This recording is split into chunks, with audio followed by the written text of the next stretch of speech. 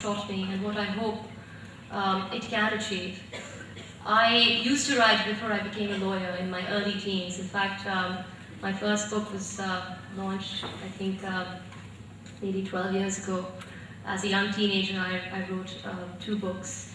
And I remember, I think Mr. Mujahid is here who wrote the foreword about 12 years ago when I was in Karachi grammar school. And it gives me immense joy to be here 12 years later, talking about the same issue that those books addressed. I remember growing up, I expressed confusion as to why some people had it very good in Pakistan and others did not. Why some children went to school, had everything, others didn't have a house to sleep in. And I expressed this in my books. And I'm so glad 12 years later I've come up with a small solution through a book. And that's what Mostar does. Now, Mostar happened. It wasn't part of a plan. To be honest with you, my London agent had almost given up on me. I was focusing on my legal practice at the time, didn't have time to write anything, and it was a story I jotted down and sent to her more as a joke rather than anything, because I just wasn't sending her the work she wanted. And her children's book department picked up and said, actually, someone wants to publish it. So this is where Mostar started. I didn't know anything about picture books. Mostar took me from Connecticut, where Cora Lynn Deibler sits in her studio, and then took me to London via Bombay, where Vidya is. So it's been an interesting journey. Cora Lynn came up with the images to the story that you see, these beautiful images of her creation. And while we were working on the book, I sort of mentioned on the off chance that I might donate the proceeds to a children's charity. Fortunately, it wasn't my bread and butter, and I thought this was a wonderful way to give back, a sort of a thank you for all the wonderful things that God had blessed me for. And I thought it was more discharging a duty rather than sort of doing any favor to anybody. So this is what I suggested to her, and she said, well, you know what, I'd like to do the same thing. Now, writers of children's books don't earn very much, I can tell you, the royalties aren't that high, which is why the publisher is extremely important, and that's why the fact that Oxford University Press has donated its proceeds is of immense value. As people started coming on the project, I didn't know so much went into making a children's book. We had to research on penguins, where the star sat, what color beaks penguins had, what type of penguins there were. We had a research department, you had book editors, you had designers, and they all had to be paid. But every time we would mention the cause, they would say, well, look, we want to do it for free. Which is how we can donate 100% from each book, because every single person that's worked in the project gives their time for free.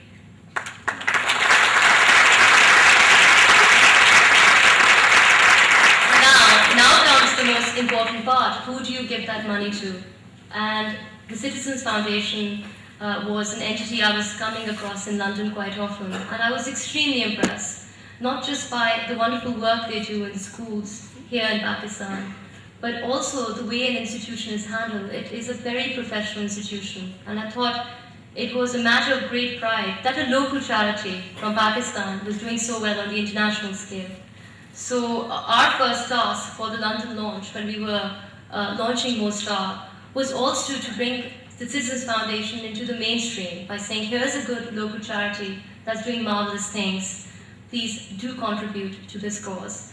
And I was extremely delighted when Sherry Blair, who's also a fellow lawyer, decided to do something for Pakistan, took time out. In fact, she cancelled one of her trips to come and make herself available, again for free. Actually, Sherry Blair does sometimes charge for lectures. So we were absolutely delighted that she was there for free. So something greater than a little story was happening. And this is how Project Reaching for the Stars, in case you're wondering what the connection is, came about.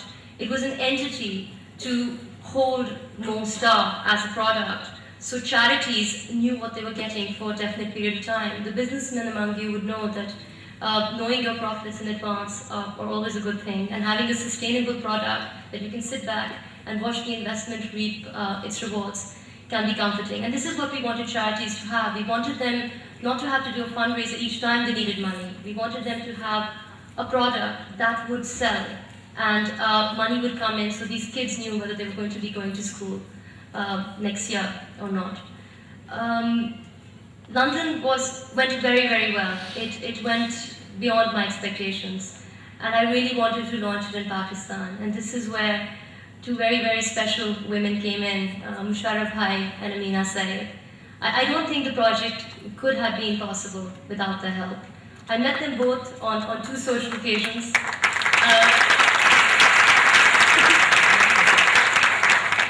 I had read about both of them and was extremely impressed by what they'd achieved. In fact, it was Musharraf Bhai's interview that really got me thinking about the statistics. I mean, 60% of Pakistan is under 20. That's a lot of young people that we have on our hands that need to be educated. And this is why there was a natural synergy towards Unilever at the time, and I spoke to her, and at the same time, Oxford University Press needs no introduction, and Amina has marvelously introduced books to a country which unfortunately doesn't read as many books as it should, and has persevered and turned it into an excellent enterprise.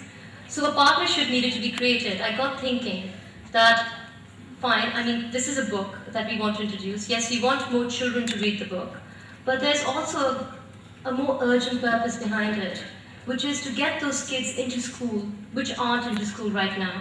And this is what this book also does. So if we had just kept it limited to a small, let's say a smaller scale, we wouldn't have reached out to so many people. And who else knows how to reach out to people in terms of good products? And that's where Unilever comes in, because I thought if they couldn't sell it, then I think no one could.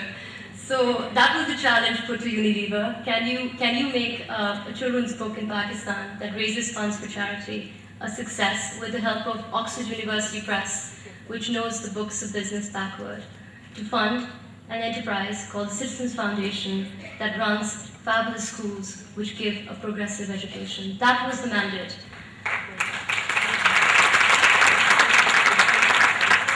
We started in August, and since August, I can tell you, I haven't worked in Pakistan for nearly 10 years. I've been away, and I can't tell you how impressed I've been with the professionalism I've seen in these organizations. Unilever, Oxford University Press, both of the people, and I think it would be a shame if I don't mention the people who have really worked tremendously hard on this project. Naila Ismail from Unilever, and if you could have a hand for her.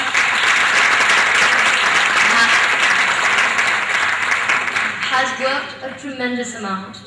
Rahil Al-Bakai from OUP. Faryal Hussain from OUP. Sher Abdul Mazari from Unilever. Of course, we needed very good and understanding and patient partners from TCF. So we had Mr. Mushtaq Shah and Nilofer. So we came together as a team. If you think about it, you had Unilever, you had Connor, which was also part of the project, you had Oxford University Press, you had the Citizens Foundation, you had Project Reaching for the Stars in London, and we were all working towards this for 6 months. And of course, the people who've actually made this happen are RMC and Bond Advertising, who've actually put this beautiful show together. The reason why I'm spending a lot of time on the thank yous is that I don't sit and wave a magic wand and this happens. It takes a lot of time. It takes a lot of late nights. It takes a lot of frantic phone calls. It also means that Musharraf and Amina have to take time out of their schedules to attend to it, which I was very touched. Both of them are personally involved in this. So Pakistan came to happen, and we thought, well, we should try and do something fun, something entertainment. And this is where my personal love of the films came in. And around August, Parinita had just come out, and I saw Vidya's performance, and I thought that she would read the book marvelously. Similarly, a friend of mine introduced me to Michael Radford, who happens to be one of my favorite directors. Il Postino is a phenomenal movie, which some of you might have watched, and recently Merchant of Venice with Jeremy Irons and everybody else was excellent. You can't see me in the dark, but the lights are on. But For them to agree to this, Michael is shooting in, I think, 3 weeks, if I'm right, with Demi Moore and Michael Caine, and I dragged him here to talk about a penguin. He took a day out in London to direct the audio with Joseph Fiennes.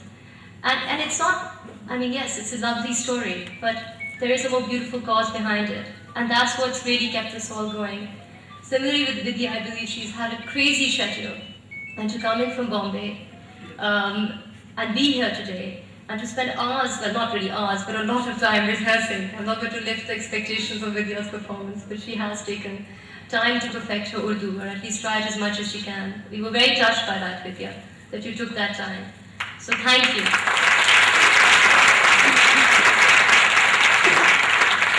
And I've kept, for the last, Cora Lynn Deibler, who's come all the way from Connecticut, despite fears of what the media had conjured about Pakistan and America. And quite ironically, a snowstorm, which meant that it took her 3 days to get to us. Thank you so much for being here.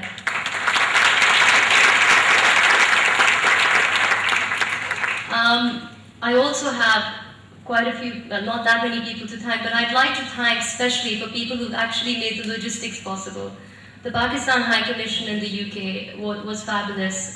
They arranged the visas, as was the Indian High Commission, and as was TCS for bringing Michael Radford to us. So thank you all for really being here, and I can just hope and pray that this book achieves what it's set out to do. The more we sell, the more children go to school. So thank you again. Khuda Hafiz.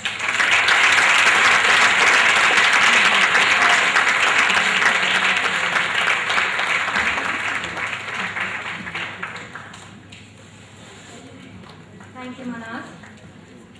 I'd now like to invite Mr. Ahsan Salim, Chairman of the Citizens Foundation, on stage to say a few words.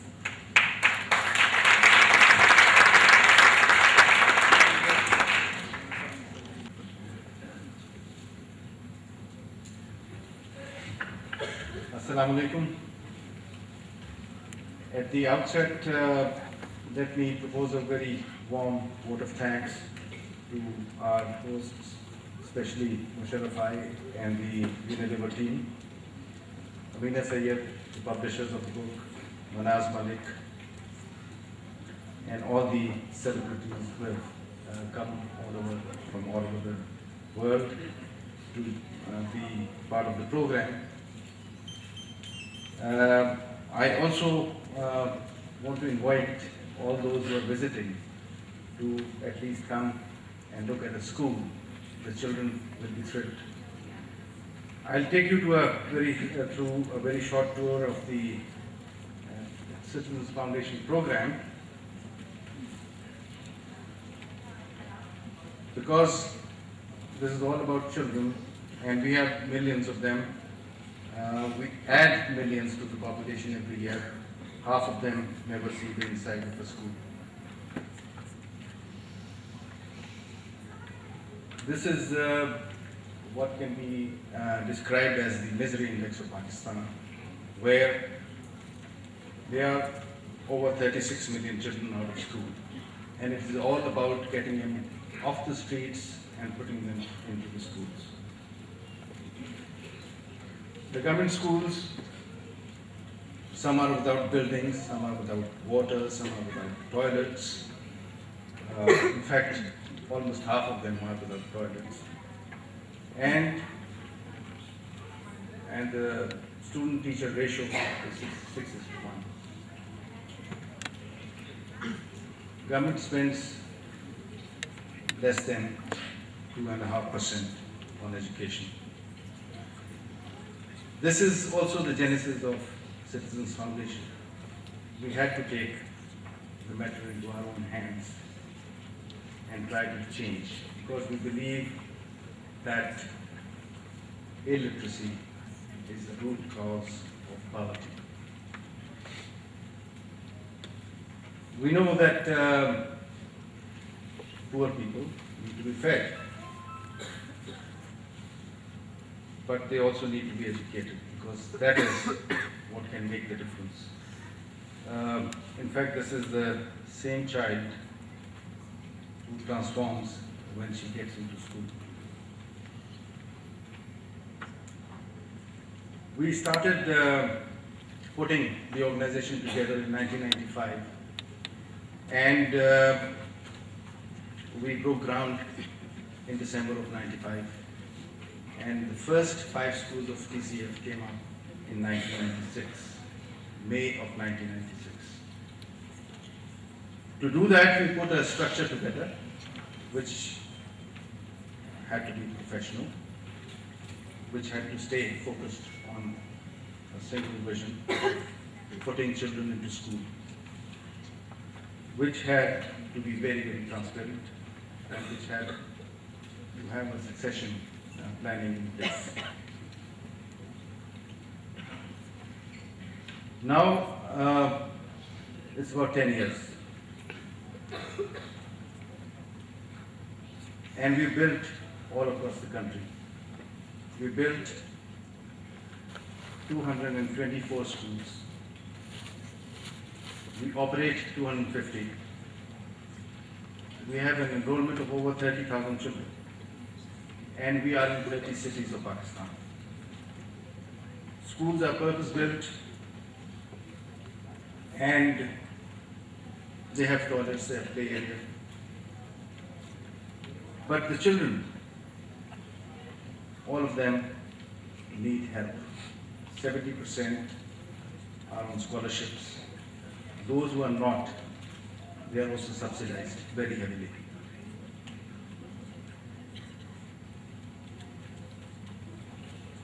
A lot of children are orphans. A lot of single mothers support their children. And they work as maids or factory workers, and they earn only $24 a month. Now with $24 a month, they can't really put their children through school. That is where TCF comes in.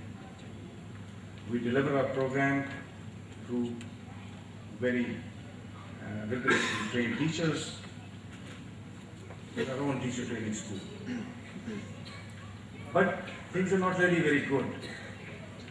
If you really want to know what children we're talking about, these children live in localities like this. And this incidentally is a sewage drain which runs through a community. And roads look like this, and you need a fire to be set to the garbage or debris on the roads to clean it. And this is how children start a typical day in a TCF type locality. They don't come back with much. Maybe they can buy a meal or just water to cook for the day. They don't have shoes. Some don't even have clothes. And this is what we build in the center of a locality like this. And this was one urban slum. And if you go to the rural environment, the story is the same. But life only changes when the children get in. Because inside, they have access to labs and to learning. And the only way to get them into the mainstream is to put them into schools. Because in school, armed with education, even a handicap is no longer a handicap, and the children grow up with the power of education, and they take it home.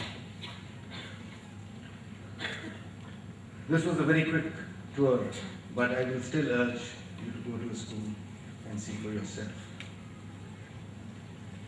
Additionally, I want to just say a few words on TCF relief, because after the earthquake hit Pakistan, TCF could not stay out because it also involved a lot of children. TCF has provided relief to 30,000 people.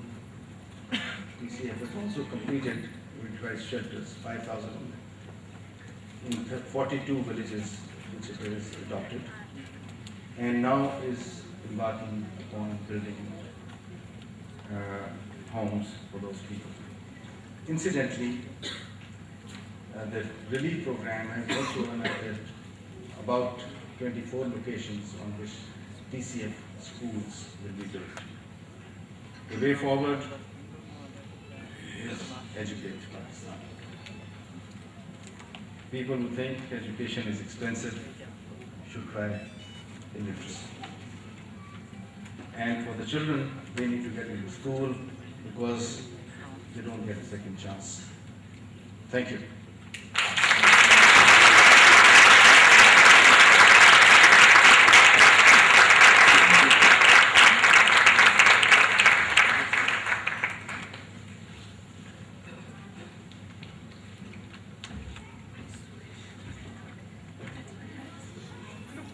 Thank you, Mrs. Fiennes. Cora Lynn Deibler, the award-winning Associate Department Head of the University of Connecticut's Department of Art and Art History, has flown in from the United States to support the launch of the school visits. I will now request Cora to please come on stage and say a few words on the illustrator's perspective. Cora?